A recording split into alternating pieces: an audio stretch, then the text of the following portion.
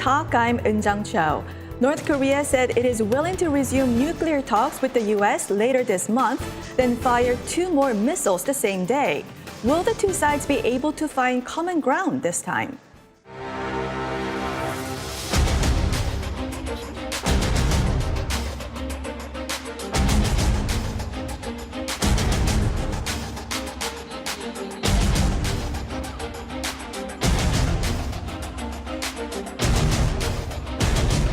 Made some very big mistakes when he talked about the Libyan model for Kim Jong-un.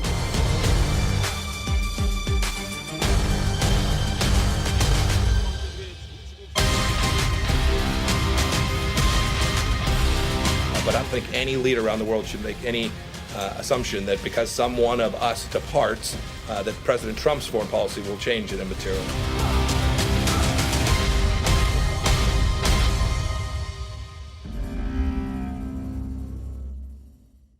In the studio with me today, Mr. Mark Fitzpatrick, Associate Fellow and former Executive Director of IISS Americas. Mr. Fitzpatrick was Acting Deputy Assistant Secretary for Non-Proliferation at the State Department. Also joining me, Mr. Scott Snyder, Director of U.S.-Korea Policy Program at the Council on Foreign Relations. His latest book, South Korea at the Crossroads, charts the evolution of South Korean foreign policy and strategic choices. Welcome to the program. Thanks. Happy to be here. Mr. Fitzpatrick, North Korea's Vice Foreign Minister Choi Sun-hee said that North Korea is willing to resume dialogue with the United States in late September.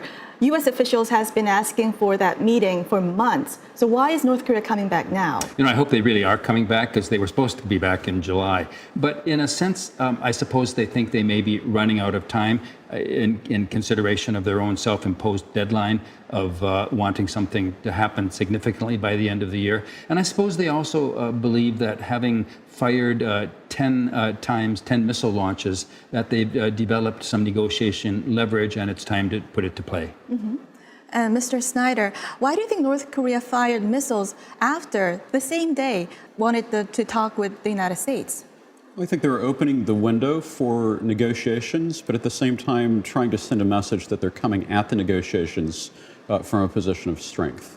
And so I see those two actions as calibrated and intended to maximize North Korea's position in advance of entering into a negotiation process. Mm-hmm.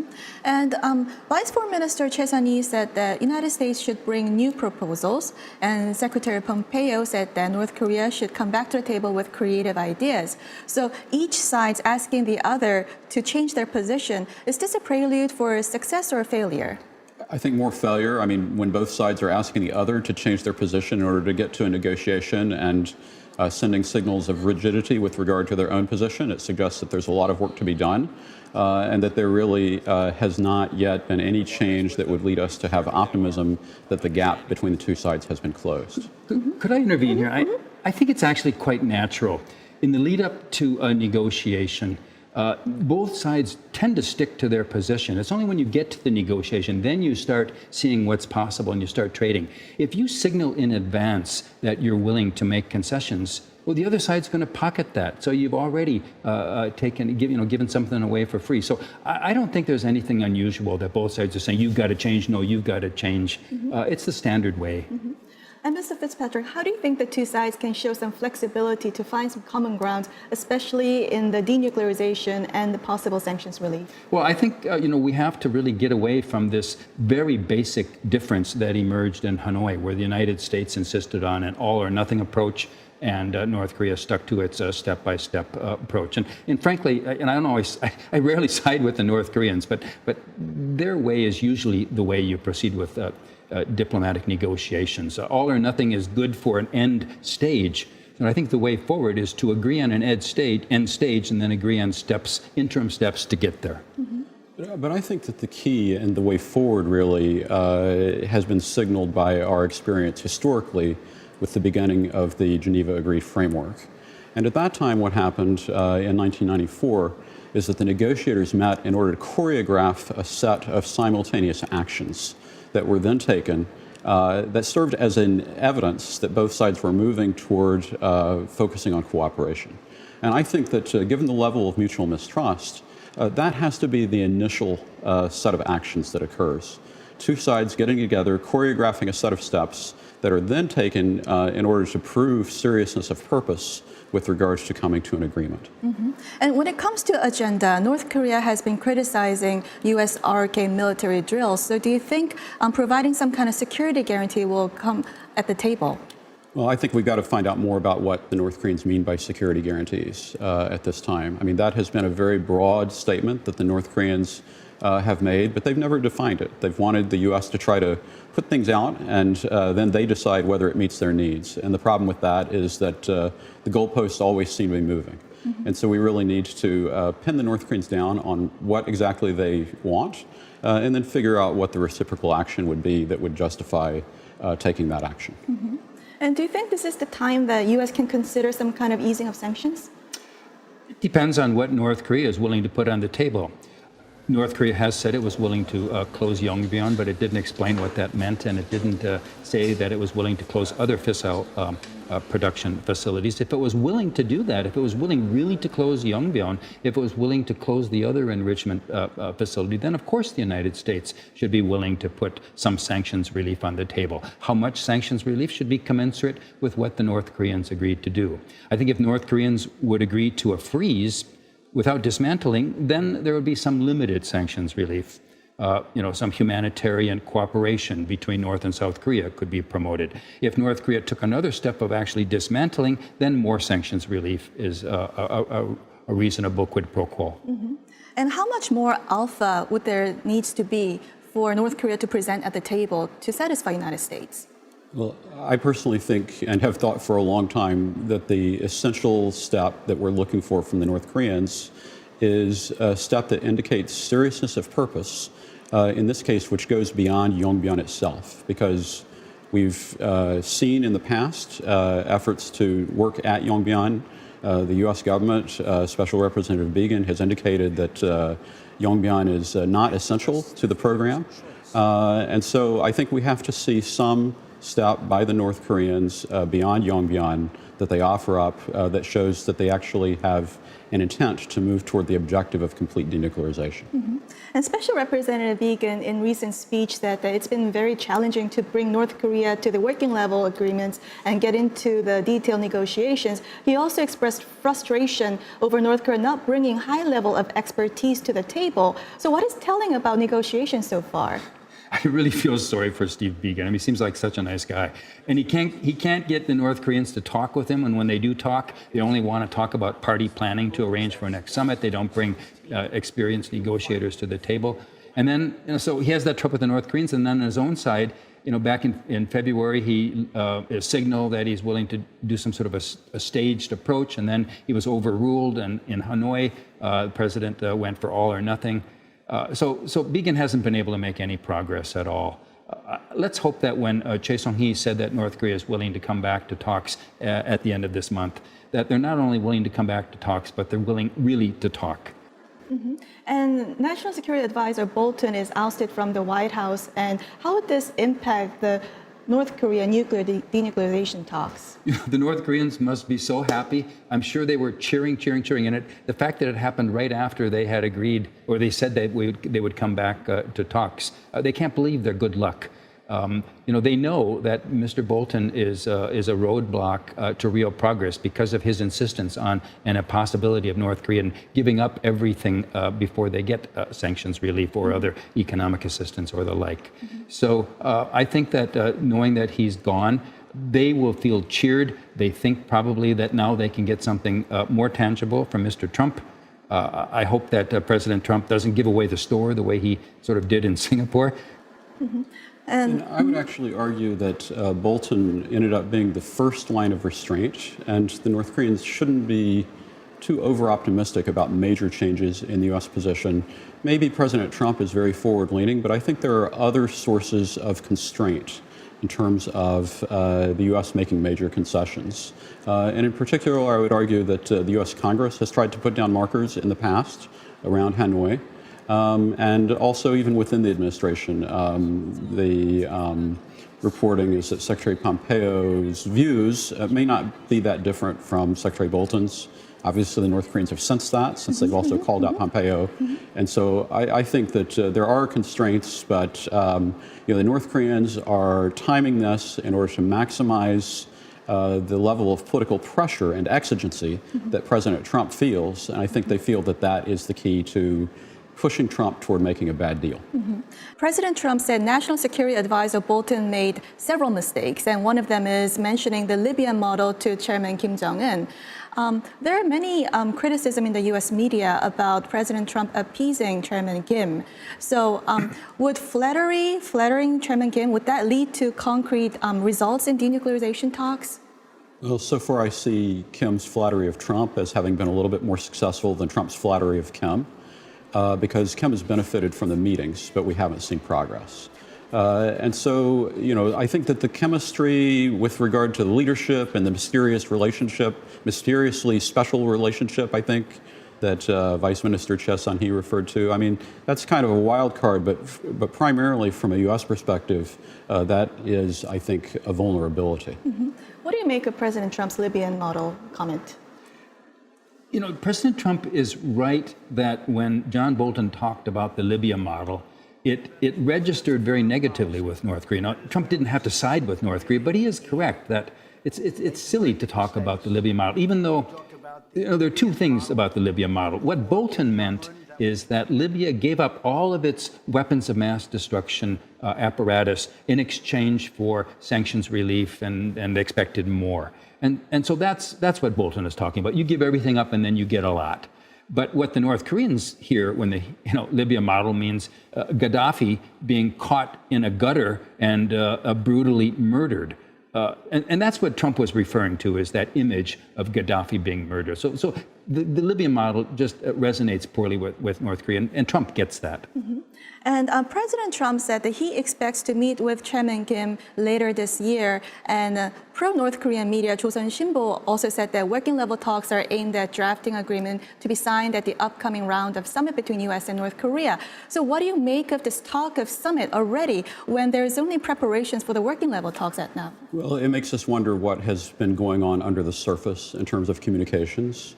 And it also raises a red flag in terms of the risk of, once again, waiting too late to put into place working-level discussions that would be designed to achieve a real agreement, and instead having a reality TV moment between Kim Jong-un and Trump.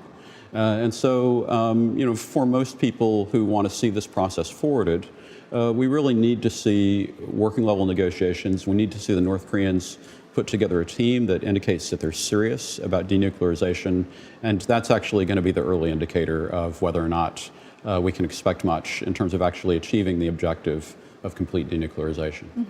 And Chairman Kim was embarrassed after the Hanoi breakdown, and then he saved face when President Trump went to meet with him at the DMZ.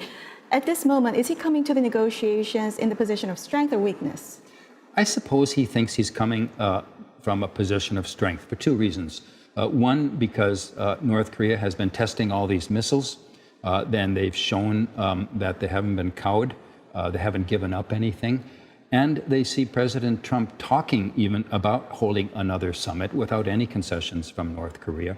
And they know that President Trump's got a timeline. He's got 1 year in which to try to achieve something before the next presidential election. So they have time advantage on their side. They've set their own deadline over the end of this year, but it's a self-imposed deadline. They could change it easily. And before we go, I want both your opinions. So South Korea's presidential Blue House announced that President Moon is going to the UN General Assembly, and currently Washington and Seoul are arranging a summit between President Moon and President Trump. So is President Moon moving to do the facilitating role again?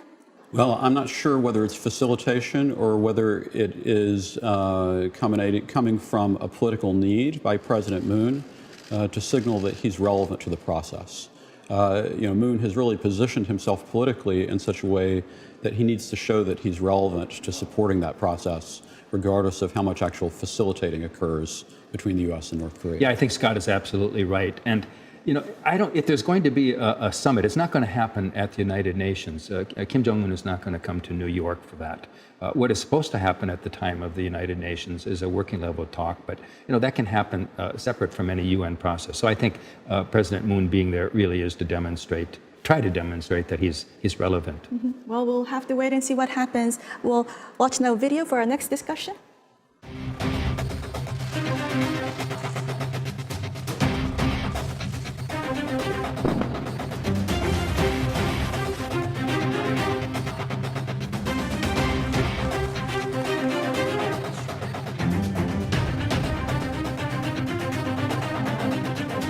북한이 단거리 탄도미사일 등을 발사하며 한반도의 긴장을 고조시키는 등 여전히 우리 앞에는 많은 난관이 놓여 있습니다.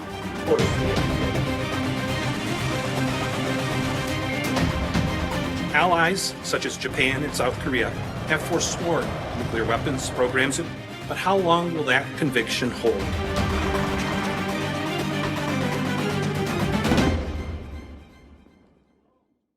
The two Koreas signed a comprehensive military agreement to reduce tensions on the peninsula. But in 2019, North Korea fired 20 short-range ballistic missiles and stopped dialogue with South Korean military authorities. Now, Mr. Snyder, given North Korea's threat persists with a slew of missile tests, short-range ballistic missile tests, how meaningful was the comprehensive military agreement? I think that what we're seeing is that it has accomplished a symbolic aim, and I think from the Moon administration's perspective, it has a kind of political significance as a step toward trying to achieve peaceful coexistence. But in reality, not much has changed. And in fact, the comprehensive military agreement from the very beginning was criticized by many as primarily involving South Korean conceptions and a relative absence of North Korean reciprocation. But I think that we can't deny that there were steps that were taken that have changed the atmosphere and signaled the desire to reduce tension. But they're just right now kind of surface, window dressing rather than substantive. And Mr. Fitzpatrick, since the military agreement, there's been no progress on denuclearization, no reduction of North Korean threat. So do you think the military agreement came too early? I don't think it necessarily came too early. It's a kind of a separate process. The comprehensive military agreement was purely a South-North Korean exercise in reduction of tensions. The denuclearization talks with the United States are in a different ballpark, a different level. Now, there should be coordination between the two, and I had thought that the progress in reducing tensions along the DMZ between North and South would feed into a better atmosphere in talks between the United States and North Korea. And in fact, it hasn't at all. And the talks between the United States and North Korea have actually made more progress, or at least there have been more higher level meetings than there have been between North and South Korea. But there hasn't been any reverse impact either. North-US talks haven't impacted on South-North talks positively.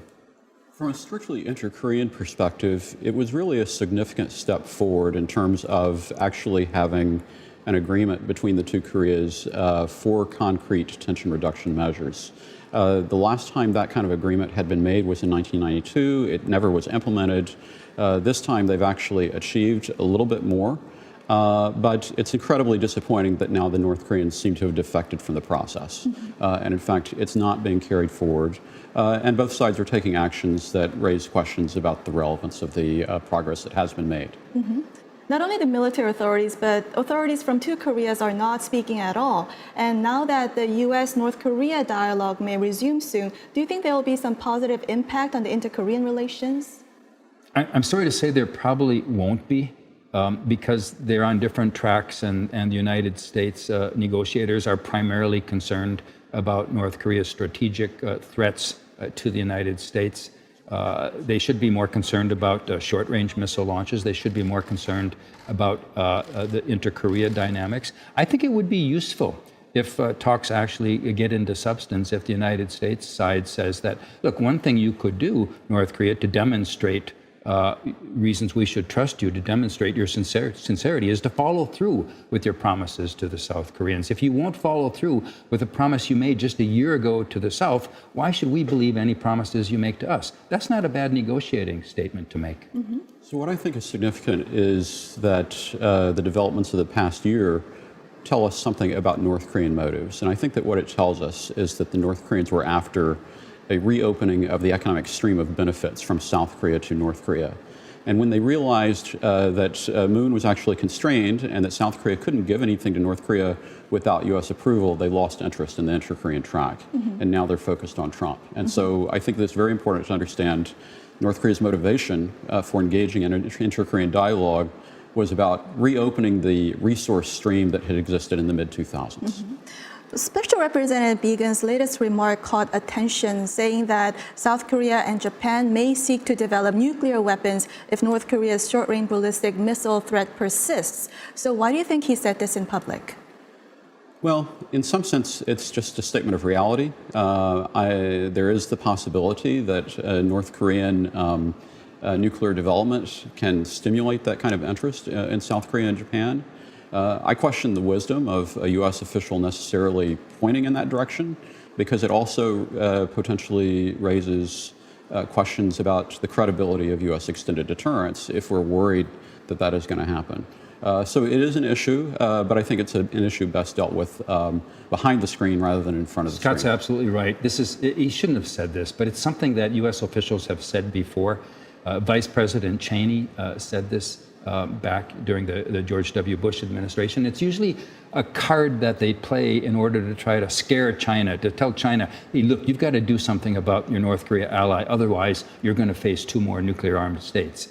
And as Scott said, that's sort of a reality, but talking about it like this actually gives the impression that the United States wouldn't care that much if its allies went nuclear. And actually, it's been a pretty fundamental U.S. position to oppose nuclear proliferation by anyone, including its allies. So I think Steve Biegun shouldn't have said that. Well, we'll have to leave our conversation here and now move on to our next segment. Now, time for the photo moment, time to look at an interesting North Korea picture. Today, we have a recent photo of Pyongyang citizens inside the subway train.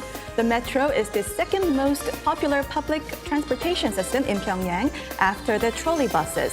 The Pyongyang Metro is the deepest metro system in the world at 100 to 150 meters and doubles as a nuclear bunker. Mr. Snyder? Well, the most striking thing about this picture is the evidence of the use of cell phones. Yeah. I mean, I've been in that subway before, in that train. Everything else looks pretty much the same, slightly brighter patterns and cell phone use. So maybe they've got good Wi-Fi signaling down there so deep, which would actually be pretty impressive and maybe better than some other comparable systems in other parts of the world. This is a great photo, and it's actually contrary to the image most of the world has about North Korea, which in fact is a quite impoverished state, but they have some regular things that other countries have. You look at this photo, this could be anywhere in the world. I mean, you got this guy, as Scott said, looking at his iPhone. You have a woman covering her face because she doesn't want to be photographed. You got another younger woman looking alluringly at the camera. Of course, the difference is the portraits in the far left corner. Yes. Oh, I didn't see those. Yeah, the portraits. Yeah, that's a difference. Well, that's all the time we have for this week. Mr. Snyder, Mr. Fitzpatrick, thank you for joining us. Yeah. Thank you. Thank you. And this was Washington Talk from the Voice of America, and I'm Eun Jung Cho. Join us next week for more analysis on North Korea.